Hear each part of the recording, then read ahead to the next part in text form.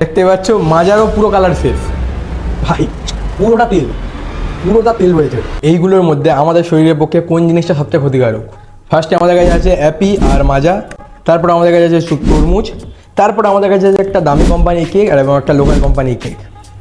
Appy আর মাজাকে আমরা পরীক্ষা করব রিন দিয়ে, তরমুজকে আমরা পরীক্ষা করব জল দিয়ে, এবং এই ক্রিমটাকে আমরা পরীক্ষা করব হাতে ঘষে, যে এই ক্রিমটার পাম অয়েল দিয়ে তৈরি না নর্মাল ন্যাচারাল অয়েল দিয়ে তৈরি। ফার্স্টে আমরা একটা গ্লাসে ঢেলে নেবো মাজা, দেখবো এর মধ্যে কতটা পরিমাণে কালার আছে। ওকে, অলরাইট, মাজা একটা জায়গায় চলে এলো, একটা জায়গায় চলে আসবে অ্যাপি। ওয়ে ওকে, চলো, একটা গ্লাসে চলে এলো অ্যাপি। টেস্টগুলো সবার ভালো, বাট মেন জিনিস পরীক্ষা কোনটা আমাদের শরীরের জন্য ভালো। এবার একটা গ্লাসে ঢেলে নেবো আমরা জল। ওকে, অলরাইট, প্রথমে আমরা মাজা আর অ্যাপির ভিতরে আমরা রিন ঢেলে দেখবো যে তাদের কালার উড়ে যায় কি না। ওকে ওকে, চলো, এদের কিছুটা আমরা রিন ঢেলে দিলাম, এবার অ্যাপিতে আমরা রিন ঢেলে দিলাম। এর ফলে আমরা বুঝতে পারবো কোন কার মধ্যে বেশি পরিমাণে কেমিক্যাল ইউজ হয়েছে। তারপর আমরা একটু তরমুজটাকে ভেঙে জলে দিলাম, যে ওই তরমুজটার রং জলের মধ্যে ছেড়ে দেয়, তার মানে তরমুজটার ভিতরেও কেমিক্যাল ইউজ হয়েছে। তাহলে এগুলো এখন সাইডে রাখি, এগুলো কিছুক্ষণ পরে আমরা দেখব যে এগুলো রং উড়ে যায় কি না। এবার আমরা একটু তরমুজ ভেঙে এই কাগজের ওপরে দিয়ে দেখব যে কি কাগজে তরমুজটার রং ছেড়ে দেয় কি না। আমরা একটু এটাও একটু কিছুক্ষণ সাইডে রেখে দেবো আমরা, ঠিক আছে, অলরাইট। এবার আমাদের কাছে আছে দু রকমের পেস্ট্রি।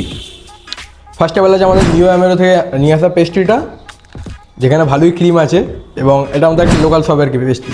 কোন পেস্ট্রিতে বেশি পরিমাণে পাম অয়েল ইউজ হয়েছে? তো আমরা ওপর থেকে কিছুটা ক্রিম নিয়ে হাতে লাগিয়ে ভালো করে ঘষলে যদি একেবারে চলে যায় তাহলে ভেবে নেবো এটা আমার মধ্যে পাম অয়েল ইউজ হয়েছে বেশি পরিমাণে।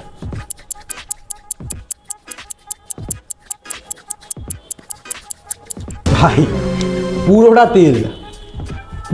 তেল রয়েছে এখানে, মানে নিউ অ্যামেরোতে তো প্রচণ্ড পরিমাণে তেল রয়েছে, পুরো আমার হাত একদম শেষ।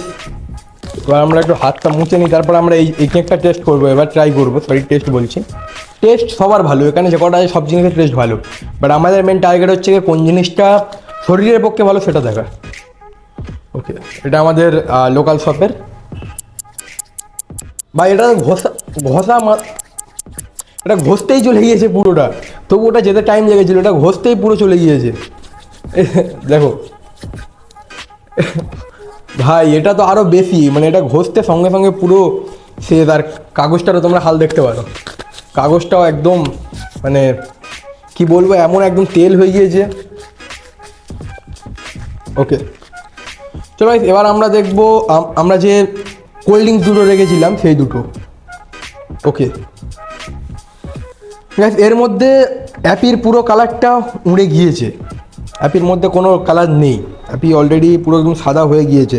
আমরা একটু নেড়ে দিই ভালো করে, অ্যাপি পুরো একদম জলের রূপ ধরে নিয়েছে, অ্যাপিতে কোনো কালার নেই আর, পুরো জল হয়ে গিয়েছে। এবার আমরা এটা একটু নেড়ে দিই, কারণ মাজাটা এখনও অবধি একটু হয়নি। ওকে গাইস, দেখতে পাচ্ছ মাজারও পুরো কালার শেষ হয়ে গিয়েছে। আমরা এখানে আরেকটু করে রিন ঢেলে দেখবো যে থাকে কি না সত্যিকারে চলে যাবে। ওকে, এ তো ঢালার দরকারও নেই, এখানে তো অলরেডি শেষ।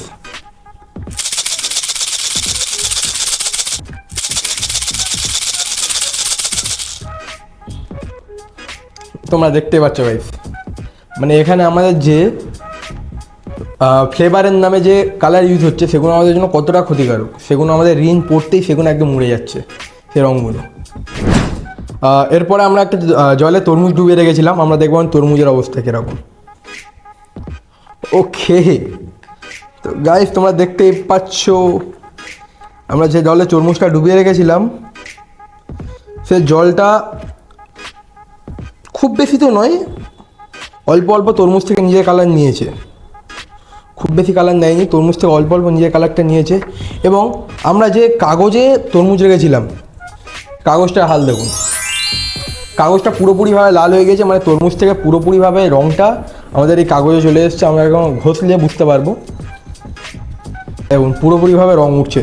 মানে আমরা যে তরমুজটা ভালোভাবে খাচ্ছি, সেই তরমুজের ভিতরে যে কত পরিমাণ যে আমাদের কেমিক্যাল ইউজ হচ্ছে, কত পরিমাণ যে রঙ ইউজ হচ্ছে, সেটা আপনারা এই ভিডিওটা দেখলে ভালো করে বুঝতে পারবেন। ওকে, আমরা একবার গাইস আরেকটা জিনিস দেখবো যে তরমুজে যদি আমরা তরমুজের রসে যদি আমরা রিন দিই, সেটাও কি সাদা হয়ে যাবে কি? আমরা ওই জিনিসটা আবার চেক করে দেখবো। তো আমরা একটা গ্লাসে একটু তরমুজের রস নিয়ে নিলাম, আরেকটু নিয়ে নিই। আমরা এই গ্লাসটা আরেকটু তরমুজের রস নিয়ে নিচ্ছি, এটা টেস্ট করার জন্য যে তরমুজের রঙটাও কি ওদের মতো সাদা হয়ে যায় কিনা। দেখতে পাচ্ছ গাইস, এতটা পরিমাণে তরমুজের রস নিয়েছি। আমরা এখানে 3-4 ফোঁটা রিন দিয়ে দেখবো এই কালারটাও সাদা হয়ে যায় কিনা।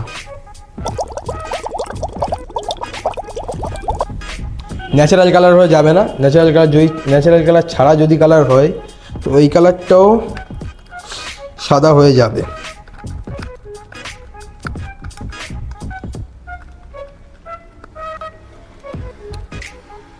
ওকে, হ্যাঁ অলরাইট, কিছুক্ষণ রাখার পরে আমরা বুঝতে পারলাম যে না, তরমুজটা তবু ঠিক আছে, কম্পারেটিভলি অন্য খাবারের তুলনায় তরমুজ তবু ঠিক আছে। তরমুজ কালার পরিবর্তন করলো না, ওদের মতো করলো না। তবে তরমুজও কেমিক্যাল আছে, কারণ আমরা যে এই গ্লাসটা রেখেছিলাম, এই গ্লাসটা বা আমরা যে এই কাগজের মধ্যে রেখেছিলাম, কাগজটা পুরোপুরিভাবে কাগজটা লাল হয়ে গিয়েছে এবং গ্লাসটার মধ্যে রং ছাড়া চালু করেছে।